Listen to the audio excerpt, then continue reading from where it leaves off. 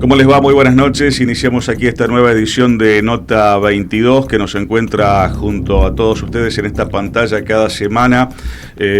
Los saludo al doctor Carlos Rena, que nos está acompañando como siempre aquí en este espacio. Hola Carlos, ¿cómo estás? ¿Cómo te va, Gustavo? Un gusto. Muy bueno, bien. Como siempre, ¿no? Como cada semana, muchas cosas para comentar, para desarrollar, para opinar. En instantes vamos a estar con un entrevistado aquí en el estudio de Nota 22. Y también vamos a estar hablando precisamente con él de temas que atañen a la educación, a la política, a la economía, a cuestiones que tienen que ver con el día a día de cada uno de los argentinos, de los santafesinos. Va a estar con nosotros el profesor Sergio Romero, pero también vamos a abordar temas que pasan por el andarivel judicial. Sí, así es, Gustavo.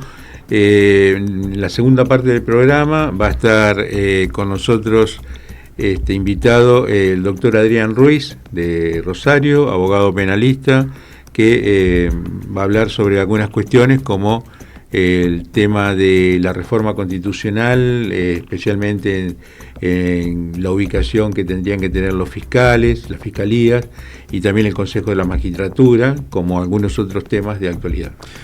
Quizás siempre, pero tal vez como pocas veces en el último tiempo, la justicia, por una cuestión o por otra, está un poco siempre en el ojo de la observación de todos, ¿no? Sí, lo que pasa es que se mediatizan permanentemente cuestiones que son judiciales o de carácter jurídico, y la gente quiere saber por ahí, porque el común, digamos, de la población no tiene a lo mejor una llegada al lenguaje jurídico, y entonces es bueno explicarlo con palabras sencillas, con términos sencillos, y muchos de estos temas salen permanentemente en los diarios, en todos los medios de comunicación, causas que a veces hasta marean a la población, porque el que no está muy identificado no sabe, por ejemplo, porque una persona queda detenida y otro queda libre en las mismas causas. Es decir, entonces hay un montón de cuestiones que deben ser explicadas por expertos. Ya vamos a estar entonces con ese tema en la segunda parte del programa, pero como habíamos adelantado hace un instante nada más, ya está con nosotros el profesor Sergio Romero, secretario general de la UDA, de la Unión Docentes Argentinos, también secretario de Políticas Educativas de la CGT Nacional. Sergio, como siempre, el gusto de recibirte, escucharte atentamente. ¿Cómo estás? Buenas noches. ¿Qué tal, Gustavo, Carlos? Gracias por la invitación. Un gusto, Sergio. ¿Por dónde empezar para hablar con Sergio Romero? Una persona entendida y con mucha experiencia, no solamente en el aspecto educativo, sino también en tantas otras facetas que tienen que ver con la vida institucional, tanto nacional como provincial. Un panorama, Sergio, económico, político a nivel nacional por estos días y en el último tiempo, bastante complejo, complicado y, como dicen en la medicina, de pronóstico reservado, ¿no? Sí, yo estoy muy preocupado y ocupado a la vez por lo que está pasando en nuestro país, ¿no? Lamentablemente el gobierno nacional muestra y se está haciendo cada vez más visible de que no hace política porque no sabe hacer política, y exclusivamente hace un fuerte hincapié en el tema económico, y no le está yendo bien tampoco en esto. Entonces los argentinos estamos padeciendo bajos salarios, cierre de lugares estratégicos. Fíjate lo que está pasando en estas horas, cierre de vialidad, con los cuales aprovecho para solidarizarme con los compañeros y compañeras. Trabajo que han venido haciendo durante años, muy necesario. Yo creo que no pasa por ahí el ahorro. No produce crecimiento achicar, está cerrando lugares estratégicos. La problemática del Harrahan, donde hay profesionales de la medicina con muy bajos salarios que justamente y con todo derecho están reclamando una recomposición y mejores condiciones de trabajo. Una motosierra que también pasó por el andarivel de la educación, ¿no? Sin ninguna duda, fíjate vos, prácticamente la nación se ha deslindado de la inversión. Hace poquitas horas un grupo de gremios que estamos agrupados presentamos un proyecto de mejora de inversión en el aspecto, en el tema universitario. Fuimos recibidos por diputados y senadores y bueno, en este grupo está FEDUM, FATUM, las dos CONADU, UDA, y lo presentamos porque hay una necesidad de mejorar el presupuesto universitario. Las universidades no están dando respuesta, los alumnos no se están formando como corresponde, hay docentes universitarios que tienen salarios debajo de la línea de pobreza. Es decir, esto es lamentable. Aparte de esto hay que sumar el no cumplimiento de la ley de financiamiento educativo en los otros niveles del sistema educativo que han decididamente bajado el presupuesto, no se invierte el 6% del Producto Bruto Interno y te cierro con esto. Prácticamente el gobierno nacional se ha desobligado, desinteresado de garantizar el financiamiento en educación que tienen como obligación hacerlo, ¿no? Uno lo escucha, Carlos, a Sergio Romero en esa lista prácticamente interminable de observaciones que está detallando y se acuerda, por ejemplo, que hace algún tiempo atrás el propio actual presidente de la Nación dijo que él venía a ser el topo adentro del Estado para tratar de destruir el Estado de la mayor forma posible. Y ayer, precisamente, Día de la Independencia, 9 de julio, lo escuchaba a un funcionario tucumano, creo que era el gobernador, que decía que por ley, en el Día de la Independencia, el presidente de la Nación debía estar en la provincia de Tucumán. Bueno, el presidente argumentó razones climáticas. Desde el punto de vista de la política aparentemente se iba a quedar solo porque muchos gobernadores le iban a pegar el faltazo, pero se ve que la vicepresidenta de la Nación eludió la niebla o habrá ido por una ruta aérea, vaya a saber cuál, pero Villarruel llegó a Tucumán. Por eso, sin ninguna duda, yo decía que el gobierno nacional no hace política porque no sabe, tiene serias dificultades. Los gobernadores están posicionándose de manera distinta a lo que piensa el gobierno nacional. Ahora va a ver si hay quórum, sesión en el Senado para tratar algunas cuestiones de interés y ojalá todo esto que se está movilizando ahora nos permita mejorar la situación de la gente, de los trabajadores. Yo me hago cargo de lo que les voy a decir ahora. Yo creo que de acá a fin de año estamos con un pronóstico reservado, le diría yo, de complicaciones económicas más aún de las que están.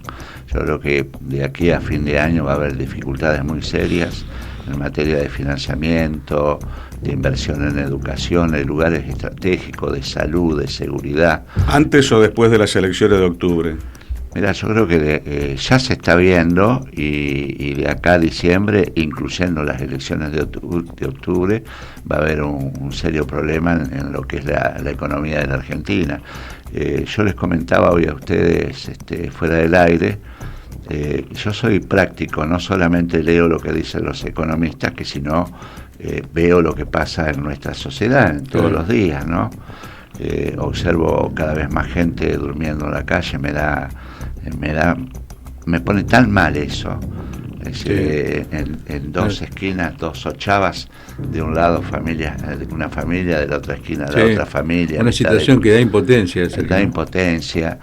Salario, mirá, un salario docente en la provincia de Santa Fe, un salario mínimo docente está alrededor de 778.000 pesos, o sea, un salario de pobreza. Y hay padres de familia que viven con ese salario, que se tienen que trasladar, comprar las cosas necesarias para dar sus cátedras. Y es un gobierno tan frío y tan poco solidario con algo esencial como es la educación. Y fíjate, días pasados nuestra organización sindical, que nosotros no lo hacemos, como dice el gobierno, porque somos sindicalistas y no representamos a los docentes, todo un argumento que esgrime el gobierno, que no tiene sustento y no tiene de dónde apoyarse. Entonces le pedimos la suspensión temporaria del funcionamiento del sistema educativo por las bajas temperaturas. Hacía mucho frío. ¿Y por qué decidimos esto nosotros? Porque los propios padres, los alumnos, nos decían, por favor, hagan algo, porque no podemos estar. Entonces el ministro, que dice, no, tienen que ir a la escuela, porque en la escuela están mejor que en sus propias casas. Claro, desde su cómoda posición, con despachos calefaccionados, uno puede opinar de esa manera, pero el que tiene frío es el docente, es el alumno, aulas sin vidrio, aulas con puertas. En la calle la gente decía que estaba de acuerdo con el reclamo. Claro. Mucha gente, digamos que trabajadores de distintos sectores, se ha perdido la sensibilidad, que, ¿no? Exacto, que estaban de acuerdo por el frío, ¿no? No se puede tener gobiernos tan insensibles. Y te digo más, no es personal esto. Esto es para tratar, hay que construir de manera conjunta. Yo le he pedido al gobernador de la provincia en distintas manifestaciones que tiene que observar el funcionamiento del Ministerio de Educación. Tiene que hacer fuerte hincapié en la gestión. Es decir, se sacan fotos con directores de escuelas y con escuelas que están destruidas. O sea, la foto no tapa la realidad. Claro. ¿Me explico? Entonces, tiene que hacer fuerte hincapié en el Ministerio de Educación, y si el ministro no da respuestas, y bueno, la política tiene la herramienta que se lo puede cambiar. Se cambia el ministro, se cambia el equipo de trabajo. Entonces no invertirse en las escuelas, pero sí tener... El Ministerio de Educación ha hecho nombramientos, pero una cantidad impresionante, con salarios altísimos, y las escuelas están en su mayoría sin atención.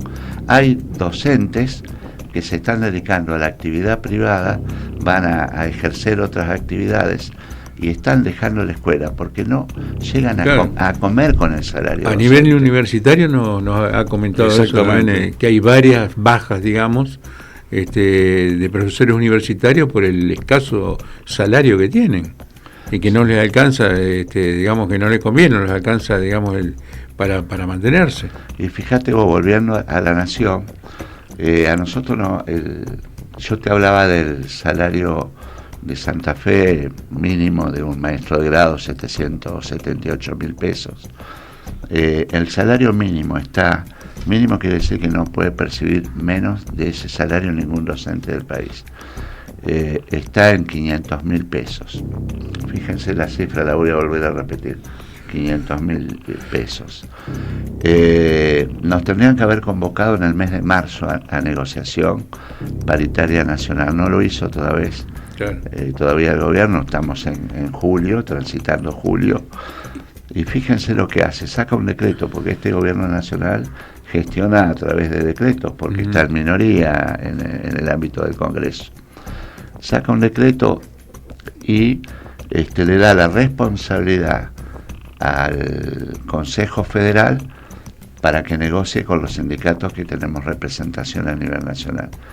Para el padre común y corriente, el Consejo Federal es aquel que reúne a todos los ministros del país.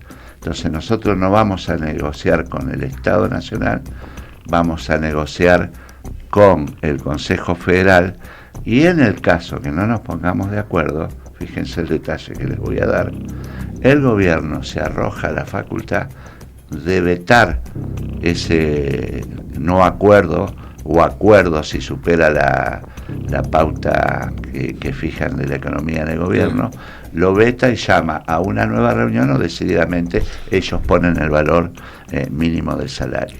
Entonces estas cosas están pasando, están forzando el funcionamiento del sistema educativo, no lo estamos construyendo de manera conjunta, desconocen la realidad de la educación, y bueno, y no hay que olvidarse que formamos y capacitamos jóvenes para incorporarlos al mundo del trabajo. Esto tiene una responsabilidad social inmensa. Entonces, y acá hay responsables que están deteriorando el funcionamiento del sistema educativo. tanto a nivel nacional como a las distintas provincias. La provincia de Santa Fe es una de las provincias que es deficiente en el funcionamiento del sistema educativo, ¿no? Claro, Sergio, y vos hiciste hincapié en el sueldo, en el salario del docente, ¿no es cierto? 700.000 pesos, 500.000 pesos. Además, uno tiene que comparar, y yo creo que la gente también se da cuenta, que hay inflación. O sea, la inflación bajó, pero no desapareció. No, claro, bajaron los niveles, digamos, los porcentajes, pero vos hablabas de febrero, marzo, y si vos tenés que hacer una ecuación de si en el mes que estamos, ¿no es cierto?, cómo está esa inflación, cómo están esos precios, porque parece que la mano invisible del Estado no te baja del mercado, perdón, la mano invisible del mercado no baja los precios.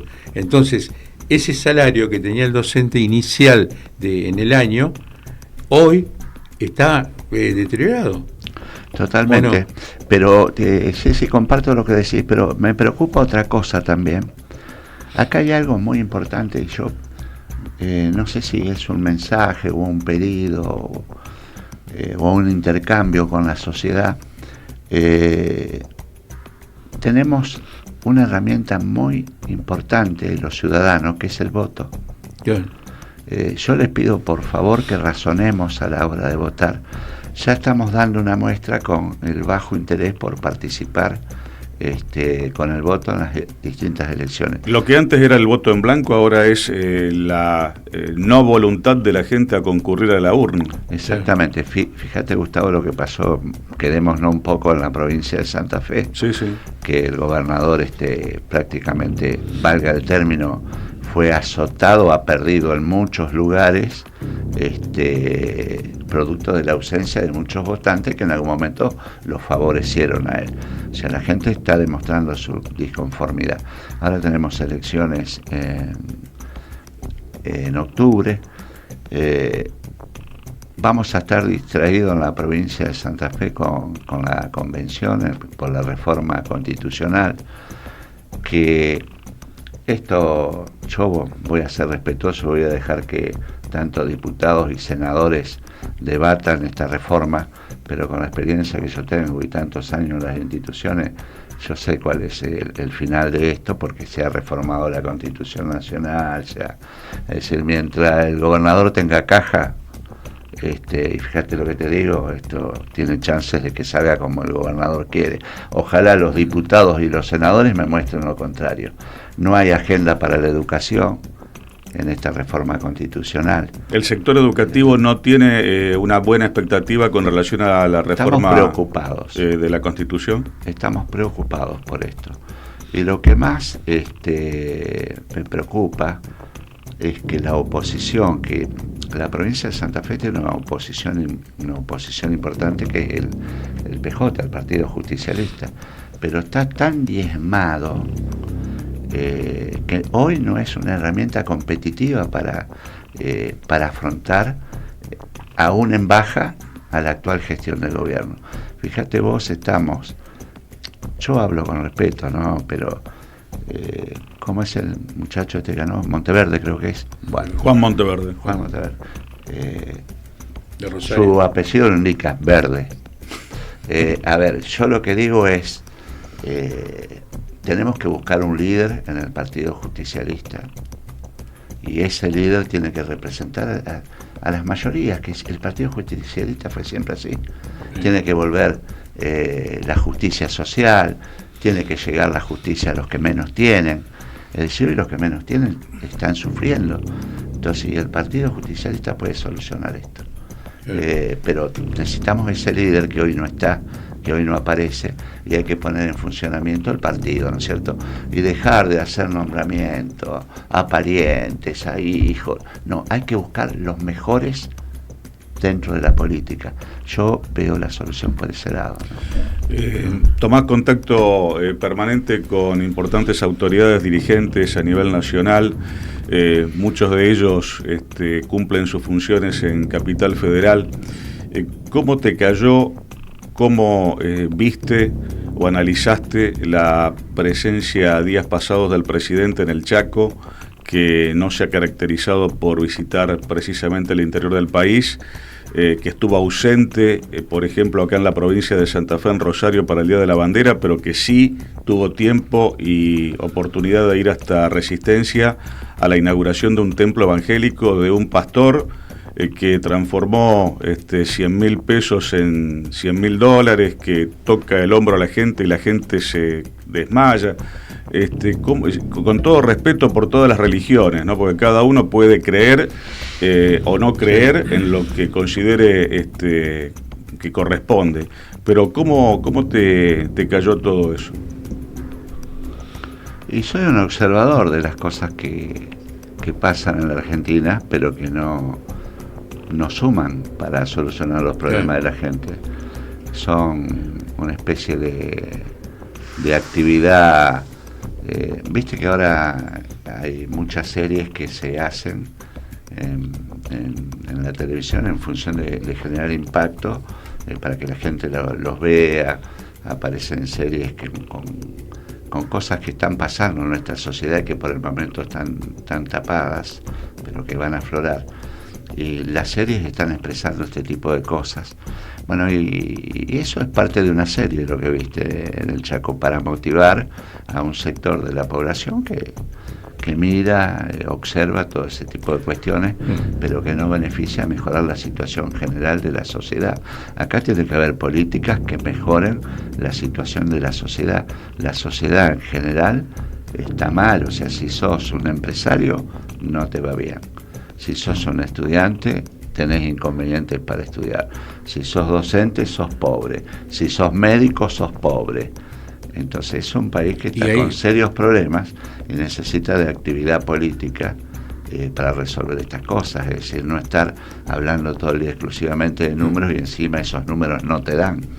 Y hay, hay una evidencia muy clara de lo que vos estás diciendo, Sergio, la cantidad de locales que dicen se alquila o se vende, que eso en Santa Fe, por ejemplo, estoy hablando de Santa Fe, pero se ve también en otros lugares.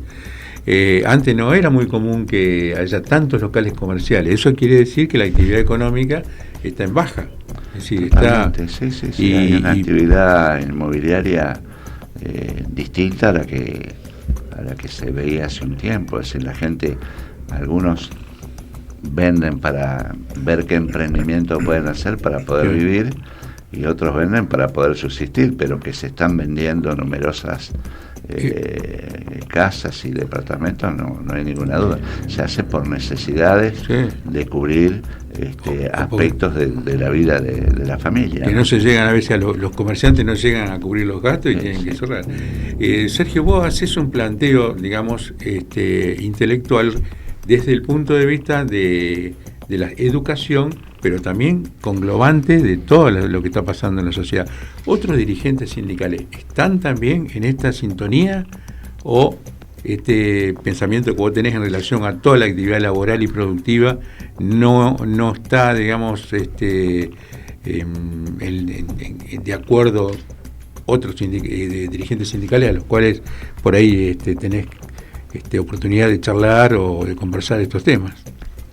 Mirá, el sindicalismo y particularmente la Confederación General del Trabajo es muy activa, se mueve permanentemente ante las distintas situaciones que se viven en el país. Algunos son más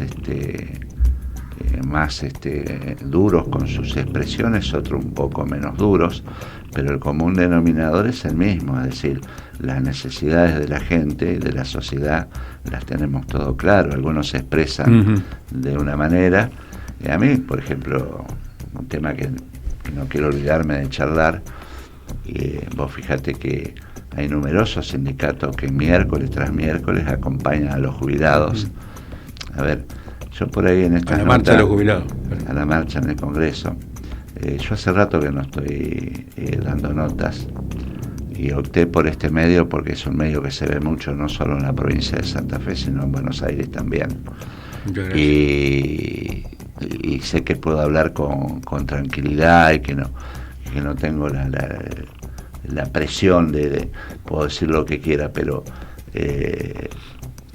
yo estoy muy preocupado. Es decir, después de toda una vida de trabajo, tener gente grande, añosa, que no puede comer, que no puede pagar la luz, es pobre el jubilado. A ver qué parte no entiende el que gobierna. Claro, eso es lo difícil de entender. Y el sindicalismo está acompañando a los jubilados. Algunos se expresan de una manera, otros de otro, pero estamos con las causas que hablábamos de vialidad, hablábamos del Harrahan, hablamos de los jubilados, hablamos la gente más vulnerable, digamos, hablamos, ¿no?, de la educación.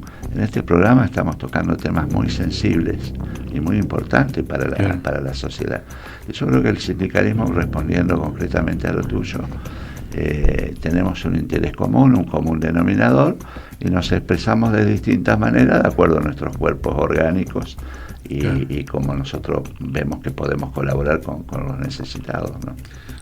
Volviendo un poco al ámbito de la provincia de Santa Fe y al tema educativo, desde el punto de vista práctico y efectivo, ¿cuál es el mejor interlocutor que tiene el sector docente con el gobierno de la provincia de Santa Fe? Mira, no hay. No hay porque, a ver, vos fíjate, el gobernador tiene una posición que le expresa en los medios, muy fea para con el sindicalismo docente, que yo quisiera que fuera otra la expresión.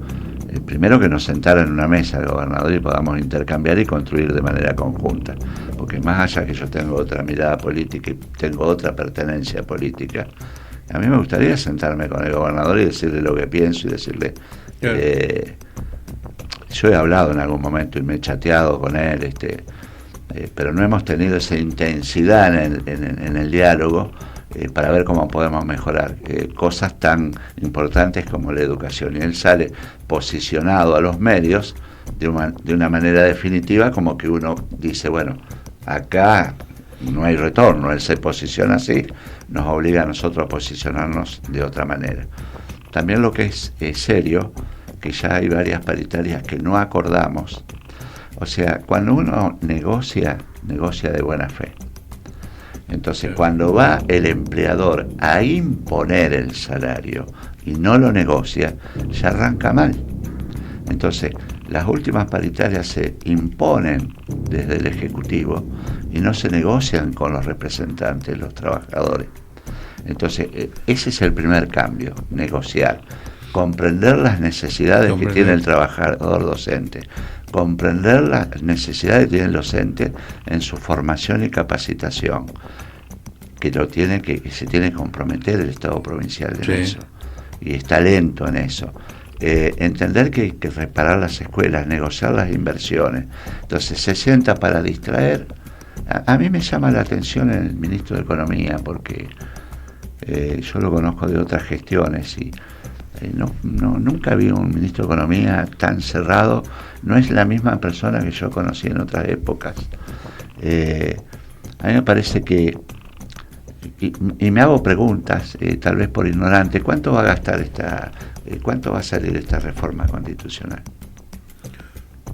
A mí me gustaría que alguien salga y lo diga. Claro, no he leído ningún número, pero supongo que una cifra importante va a haber. Bueno, y digo, ¿no se podrá hacer una inversión similar en educación, por ejemplo? No se puede mejorar la seguridad, porque a mí ahora hay están dando una publicidad sobre seguridad que la hace el gobierno, obviamente, pero la inseguridad sigue latente en la provincia de Santa Fe. La obra social de los trabajadores, el IAPOS, tiene un plus adicional que con salarios que yo mencioné hoy cuesta pagar un plus de esa naturaleza. Pero aparte ha tenido un incremento sideral en cuanto a todas las prestaciones que ofrece en el último tiempo, realmente llamativo, ¿no? Sí, totalmente. Después una reforma de la caja de jubilaciones. Cuando llega esta gestión de gobierno al poder, lo primero que empieza es a golpear las necesidades de los trabajadores. Entonces hace una reforma de la caja de jubilaciones, y hasta donde yo sé no le está reclamando la deuda al gobierno nacional. Entonces, que hace va sobre el bolsillo de los trabajadores. Cuando hay una mejora para los jubilados se los paga a los 60 días, incrementa el plus que pagamos nosotros de la cuota para jubilarnos. El aporte solidario que se descuenta. El aporte solidario. Entonces digo, han metido la mano en lugares estratégicos. Hace una comisión, ustedes recuerdan con la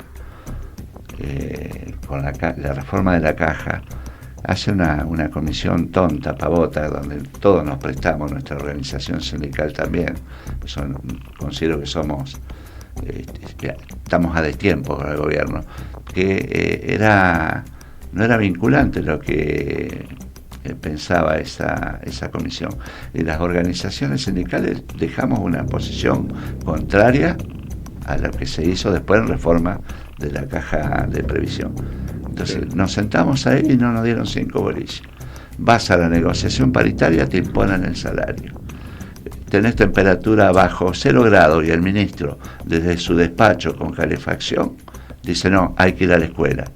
O sea, todo andan a caballo y marcha atrás, es un desastre. O también, Sergio, de tus palabras también me voy representando que parece como una actuación de algunas del sector político contra o versus una realidad que no se condice para nada con lo que está diciendo agentes del gobierno, ¿no es cierto? Entonces, vos creo que claramente ves esa diferencia que existe entre lo que se dice por parte del gobierno, cuál es, digamos, el mensaje y cuál es la realidad que te llega a vos y que no llega a todos los ciudadanos, ¿no es cierto? O sea que yo tengo, no debería decir esto, ¿no? Pero han pasado otros gobiernos, como va a pasar este. Yo he hablado en su momento con gobernadores y le indicábamos cuáles eran las necesidades del sistema educativo. Y los gobernadores te decían, estoy hablando de todos los gobiernos, de Wiener, de Lichtchen, de Bonfatti, de Reutemann. Entonces te sentabas y decían, bueno, vamos a ir por este camino. Consensuábamos, ¿no? No solo salarios, sino las necesidades, porque son muchas las necesidades del sistema educativo. Tampoco hay que hacer foco exclusivo en el salario, que es un tema importante, pero hay otras necesidades. ¿Y qué nos decían los gobernadores? Si el ministro no me hace caso, lo cambio. O no va por esta línea, lo cambio. Y yo te puedo dar nombres de ministros que han sido cambiados producto de la no construcción colectiva y del no el consenso con los trabajadores. Ahora, acá hay como un posicionamiento, una tosudez. Yo responsabilizo al gobierno de la provincia de Santa Fe de las dificultades que tiene el sistema educativo santafesino. Perdóname, Gustavo, sí. Y agregando un poquito más, porque también hay enseñanza pública y privada. La enseñanza pública, el joven o el niño que va a la educación pública no tiene otra opción. ¿Por qué? Porque va ahí porque quizás tampoco no puede ir a una enseñanza privada, y yo por eso creo que el esfuerzo que tiene que hacer el gobierno en el tema de la educación pública tiene que ser prioritario, porque es todas las grandes potencias, lo que vos decías hoy, ¿no? Todas las grandes potencias han salido con la educación, darle más prioridad a la educación, incentivar, actualizar todo lo que sea educación y generar un buen salario para que la persona pueda estar contenta y dar clase, digamos, contenta en el sentido de sentirse segura, ¿no es cierto? Y poder dar clase en condiciones de dignidad, ¿no?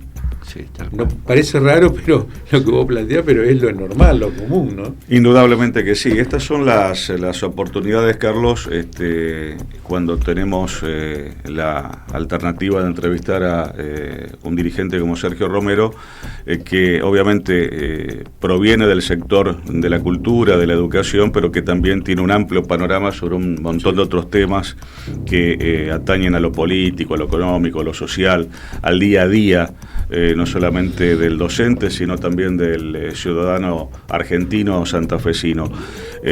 Habría para charlar con Romero para varios programas completos, ¿no? Pero un poco en atención al tiempo, en esta última parte, Sergio, de este contacto que tenemos con vos, pedirte un poco el mensaje que vos le dejarías al docente santafesino en el marco de toda esta coyuntura que obviamente no es fácil, ¿no? Mantenernos en unidad, fortalecernos en la lucha, no solamente por las necesidades que tenemos como trabajadores, sino para mantener la educación como una herramienta fundamental. Dentro de la provincia de Santa Fe es fundamental la educación. Yo quiero hijos educados, nietos educados, incorporarlos al mundo del trabajo. Y esto nos tenemos que dar estrategias en unidad para hoy afrontar en términos de ideas a un gobierno que no entiende que la educación debe ser prioridad en la gestión, ¿no? Muy claro. El compromiso de continuar la charla, ¿te parece, Sergio, en alguna próxima? Gracias, Gustavo. Muchas gracias por venir. Gracias, bueno, Carlos. Muchas gracias. El profesor Sergio Romero, secretario general de UDA, Unión Docentes Argentinos, también secretario de Políticas Educativas de la CGT Nacional, charlando aquí mano a mano con nosotros en Nota 22. Hacemos un corte muy pero muy breve, volvemos. Nota22.com. Información. Continuamos en Nota 22. Maxi, ¿cómo estás? Buenas noches. ¿Cómo estás, Gustavo? ¿Cómo estás, Carlos? ¿Qué tal? ¿Cómo te va, Maxi? Escuché muy atento la entrevista que hicieron en el primer bloque. Ya lo tenemos en pantalla al doctor Adrián Ruiz, un doctor en Derecho, que la verdad que para mí es un gusto hablar, porque no todos los abogados penalistas son valientes como el doctor Adrián Ruiz. Hay abogados penalistas que no se animan a hablar. Este se anima a hablar. Antes de hablar con Adrián Ruiz y con ustedes, quiero contarles algo y dejar un título. Peligra la reelección de Puyaro. Ustedes saben que la reforma de la Constitución se hizo fundamentalmente por iniciativa del gobernador buscando la reelección, ¿o no? ¿Eso lo declaró el gobernador? No, yo digo, ustedes saben, yo creo que ustedes piensan lo mismo. Esta convención se hizo para la reelección del gobernador. Esta reforma constitucional se hizo para la reforma... Y muchos actores políticos no? dicen eso. ¿Está bien dicho así o sí? Me expresé mal a lo mejor antes? No, te estoy escuchando atentamente. ¿Vos pensás que no se hizo para la reelección del gobernador? No, yo no es que no piense eso, simplemente el tema está en esa famosa cláusula transitoria que se va a dar o no para que el actual gobernador pueda participar en el 2027 o tenga que esperar un turno de descanso. Ahí donde vamos. Entonces, ¿por qué digo? Nos queda claro de que esta reforma, y desde mi punto de vista político, la provincia lo que hizo el Puyaro fue conducir los destinos políticos de la provincia hacia una reforma constitucional para su propia reelección. Y eso estoy convencido que lo digo, y es un hecho político, no es una denuncia, es un hecho político. De hecho, él se puso cabeza de una lista para asegurarse su propia reelección. Es un hecho político. Ahora, fue todo tan rápido como la ley de jubilaciones que cometieron algunas cuestiones técnicas. Yo digo, se le escapó la tortuga, viste que la frase de Maradona. Sí, Maradona decía eso. Donde el reglamento de la convención se rige, digamos, según el artículo 11 de la ley de necesidad de reforma, se rige por el reglamento de la Cámara de Diputados.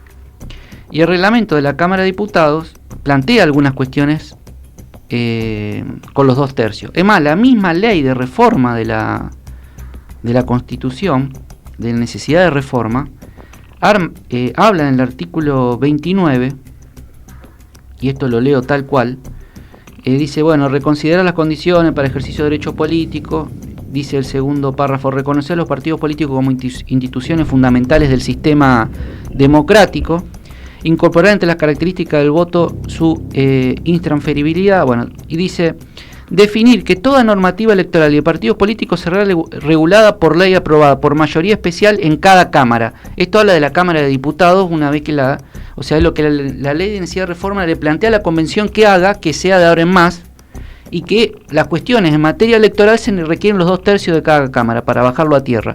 Por ende, yo supongo que la propia convención va a decir, che, nosotros también, los temas electorales, entonces vamos a necesitar los 2/3. Sí. Y ahí viene el pequeño problema, no tienen los 2/3 unidos. Claro. Por ende, va a necesitar que el PJ levante la mano y diga, Puyaro en el 2027 se va a poder presentar. ¿Cuántos? ¿Me explico? La cláusula transitoria, digamos. No, podría aprobarse si se toma como hecho. Este es un primer mandato, si hay una reforma constitucional, sí. Este es un primer mandato de Puyaro. Para aprobar una reforma electoral, o sea, y las cláusulas transitorias, todo lo que tiene con el sistema electoral y la cuestión de los mandatos, se requerirían 2/3. Sí. Según esto está diciendo, si la Cámara de Diputados con posterioridad de reforma van a requerir para reformas electorales 2/3, ¿cómo nosotros acá adentro no vamos a respetar los 2/3 mismos que nos estamos poniendo? Bueno, ahí es donde salta, ¿entendés? ¿Cuántos votos le faltan al sector de Unidos para los 2/3? Bueno, los 2/3 calculo que son más o menos 46 diputados.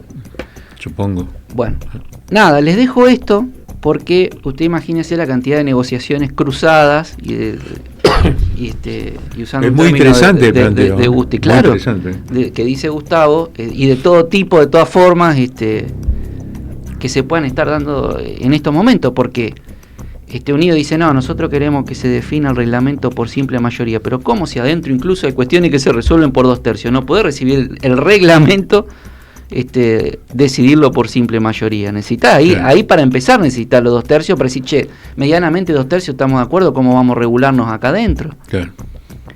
Está trabada ahí la cuestión. Todo esto con una ley que el que le impulsó, el mente brillante que le impulsó Unido para la reelección del gobernador se olvidó de fijarse en estos detalles reglamentarios que son vitales, digamos. ¿Cómo le va, doctor? Sí. A lo mejor eso puede haber pasado por toda la velocidad demasiado rápido, que demasiado veloz. Yo creo también que hay cosas que no se pueden omitir. O sea, una reforma electoral no podés no tener 2/3, cuestiones de mandato no podés tener 2/3, menos de 2/3. O sea, hay cosas que son, te digo más, y ahí entramos en charla con Adrián, que nos está esperando y está en pantalla. Me decían cuestiones de MPA, cuestiones Consejo de la Magistratura, claro, cuestiones electorales. Son trascendentes para no pueden todo lo que es salir por mayoría simple. Sí. Porque además el MPA puede ser que termine como un extrapoder, que no es un detalle menor para la vida institucional de la provincia. Claro. Doctor, ¿cómo le va? ¿Cómo te va, Maxi? ¿Cómo le va también a Gustavo y a Carlos? ¿Cómo le va, doctor? Buenas noches. Bien, Adrián, un gusto que estés con nosotros y bueno, aceptar la invitación para participar en el programa. Y yo quiero comentar también que Maxi dijo al principio, cuando te presentaba, que sos doctor en Derecho en la Universidad Católica de Santa Fe, aquí, y tu tesis doctoral es un poco el derecho de menores y la criminología. Entonces, sí, vamos a aprovechar para... también con mi director de tesis. Exactamente, tuve el orgullo de dirigir la tesis. Bueno, fue un honor. Y vamos a aprovechar, Adrián, para conversar el tema que ahora está de moda en la última semana, que es la vigencia del Código Procesal Penal de Menores, que fue un cambio bastante trascendente desde el punto de vista procesal, porque hacía muchos años, muchas décadas, digamos, que había un sistema procesal de menores paternalista, ¿no es cierto? O sea, paternalista quiere decir que el juez trataba al menor, que era el justiciable, como un padre. Esa era la concepción que existía, y me animo a decirlo, que en las últimas décadas no, pero antes, el juez de menores, cuando veía que había un chico que estaba en una situación de desprotección, o que no tenía trabajo, le conseguía trabajo con las empresas, cosa que hoy parece imposible de pensar, ¿no es cierto? Claro, sí, pero sí. En esa época, cuando yo empecé a estudiar, los jueces los jueces de menores se comunicaban por teléfono con algunas empresas que ya que sabían que le faltaban algún operario, empleado, etcétera, y trataban de conseguirle y engancharlos en el sistema laboral. Qué importante, ¿no? Absolutamente. Ese sistema ahora cambia, ahora lo vamos a ver, cambia un poco por el nuevo sistema procesal de menores, Adrián. Es así, y no te quería interrumpir, pero diciendo que hasta hace muy poco también hay jueces de menores, por lo menos en Rosario, que activaban la situación de jóvenes para que puedan entrar en lugares estratégicos en vía de su reinserción. Y así tenemos jóvenes que han entrado en lugares como, te puedo decir, jardines de lo que es de la infancia, en todo lo que es en el trabajo astronómico, en todo lo que sea trabajo taller literario, han logrado un resultado extraordinario. Ahora, yo lo escucho a usted, Adrián, pero no están tratando a un menor como un adulto, ¿o sí? En lo que ustedes están hablando. No, hasta ese momento no. ¿Y ahora? Para nada. Bueno, ahora... Qué linda charla, ¿no? Sí, bajo la idea de que le van a dar los mismos derechos que los adultos, que no lo tienen los adultos, se le dicen, no, ustedes antes lo trataban como, lo cosificaban, no lo trataban como sujeto de derecho, y había toda una estructura de expresar de situaciones que realmente no ocurrían, pero se había inventado todo un relato sobre que los niños carecían, los adolescentes carecían de derechos. Dice, bueno, ahora le vamos a dar los mismos derechos que los adultos. Bien. Si nosotros pensamos que el mismo derecho que vamos a darle cuadruplicaron la cantidad de presos que hay en la provincia de Santa Fe y la mayoría están en prisión preventiva y los que están condenados fueron por juicios abreviados, yo te voy a decir, no le demos más derecho. Haremos un poquito porque de tanto derecho lo vamos a terminar criminalizando tanto como se ha hecho con los mayores. Por lo tanto hay que ver quién... los relatos están muy bien contados, están muy bien expresados, se manejan con un lenguaje muy edulcorado, pero cuando uno lo ve en la práctica es Piñeiro. Piñeiro, que es una cárcel que está en la cercanía de Rosario, para la audiencia de Santa Fe, la tenemos a menos de 20 kilómetros. Se hizo una cárcel primero para 60 presos, después para 120, y hoy supera los 2.400 presos, de los cuales más de la dos terceras partes no está condenado. Y de los que están condenados, todos por juicio abreviado, casi todos. Muy pocos han pasado por juicios reales. El juicio real. Y esa es la realidad. Si nosotros vamos a llevar a los menores a esa situación, bueno, por lo menos hagámonos cargo, por lo menos sepamos qué va a pasar eso. El segundo aspecto que hay que entender, que acá no voy a hacer una defensa, una apología tonta de que los adolescentes no cometen delitos graves o no son responsables. Eso no lo podemos entrar porque sería tan sonso que termina siendo un discurso totalmente rebatible.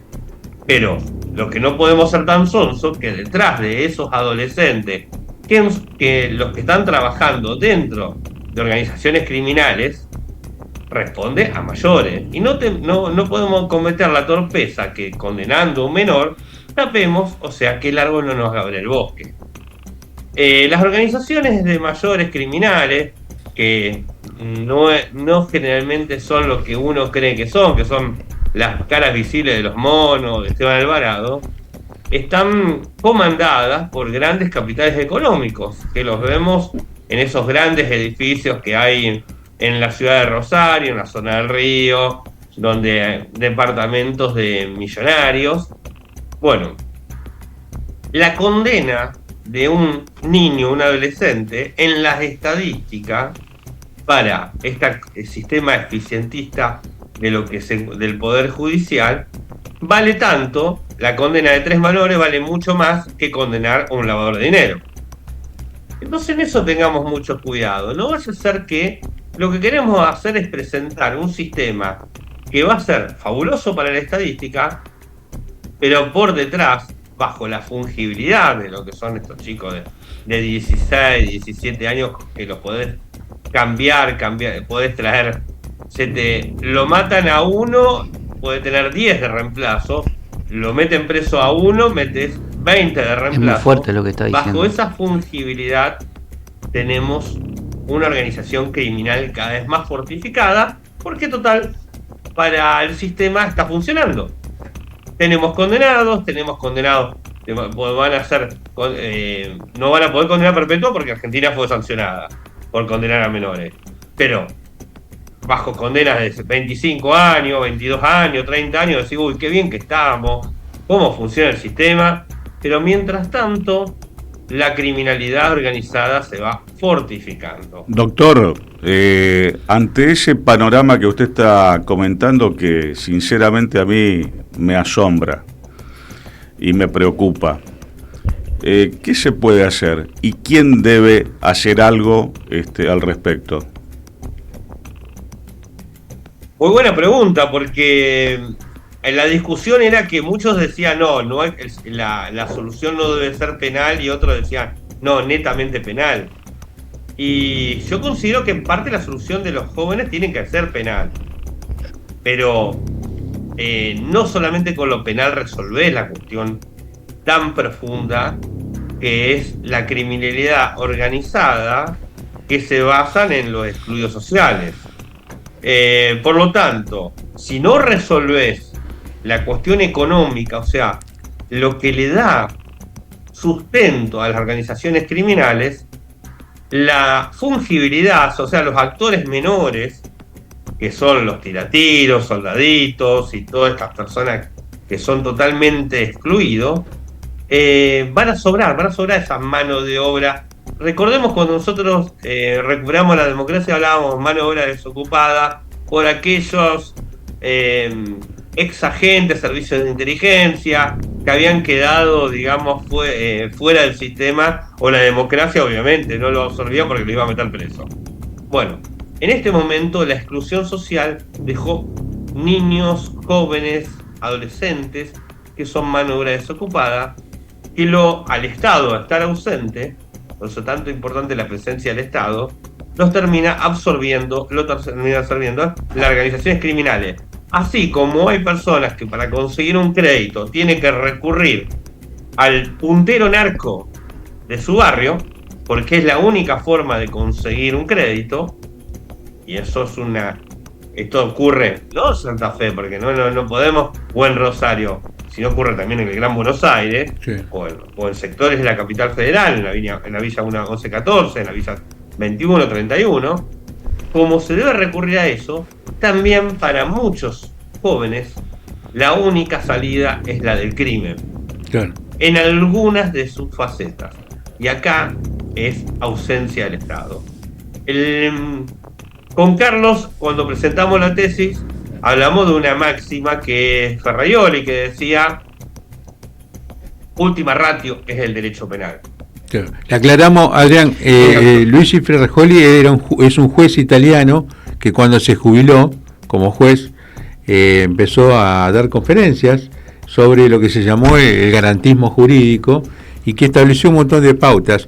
Quería hacer esa introducción, Adrián, para la gente que por ahí decir Ferraioli no sabe, digamos, el origen, digamos, de este jurista, ¿no? Adrián, te veo, la verdad, un apasionado del tema, y conoce muchísimo. Quiero aprovecharlo porque la verdad que nos queda, pasa el tiempo muy rápido escuchándolo.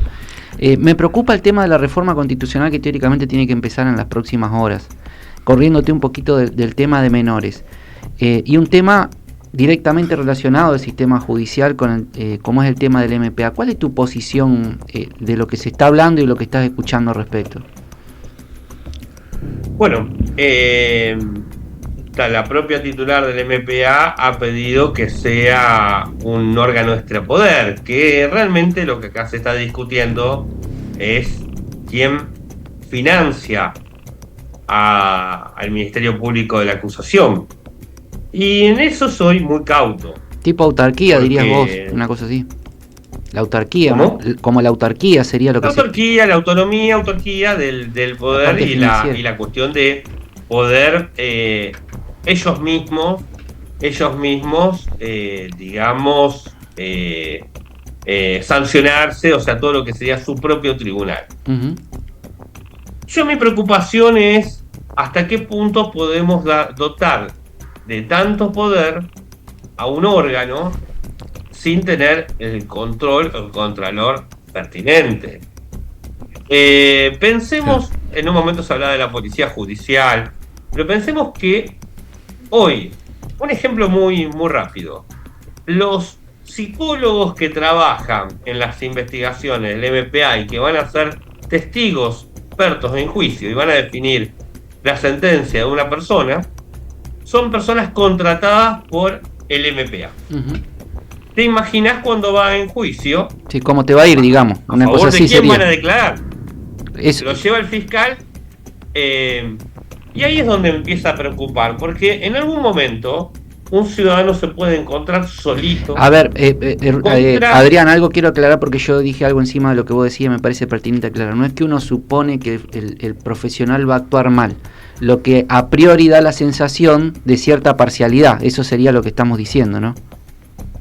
Totalmente. Totalmente parcial. O tomémoslo de esta manera. Vos tu contrato depende de quién tenés del MPA. La selección y el pago, las dos cosas. La selección de la persona, la selección, digamos, de la persona que, supongamos, un psicólogo, un técnico, un perito, lo hace el MPA. Y el pago también lo hace el MPA. Claro.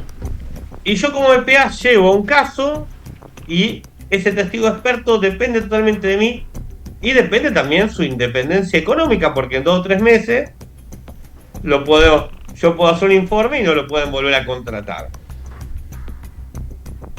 En su momento yo había interpretado, y así lo hice saber, que ese órgano de investigación debía tener que pertenecer a la Corte y que esté tanto a disposición de la defensa como del Ministerio Público Fiscal y no depender de ninguna de las partes. Sí, de la política tampoco, de la legislatura, por ejemplo. Simplemente para darle una garantía al testigo experto, al que está haciendo su carrera, que no va a depender su posición. Mañana hay cuestiones que son muy dudosas. Un ADN por ahí puede ser algo muy técnico, pero pensemos que acá en Rosario hubo un caso muy famoso donde se condenó al violador del centro, estoy hablando en el año 2001, 2002, porque el ADN le dio positivo y después resultó que apareció el verdadero violador del centro y también el ADN le dio realmente positivo. Un segundito. Entonces, yo le pido a la gente, nosotros nos vamos a seguir viendo la semana que viene. Ahora vamos a seguir charlando con Adrián y vamos a pasar esta segunda parte la semana que viene, porque nos quedan temas pendientes y se nos pasó el tiempo. Muy interesante. Así que nos vemos la semana que viene, pero seguimos charlando con Adrián y vamos a pasar la segunda parte la semana que viene. ¿Te parece? Muy bien, sí, muy bien. O en un programa venidero.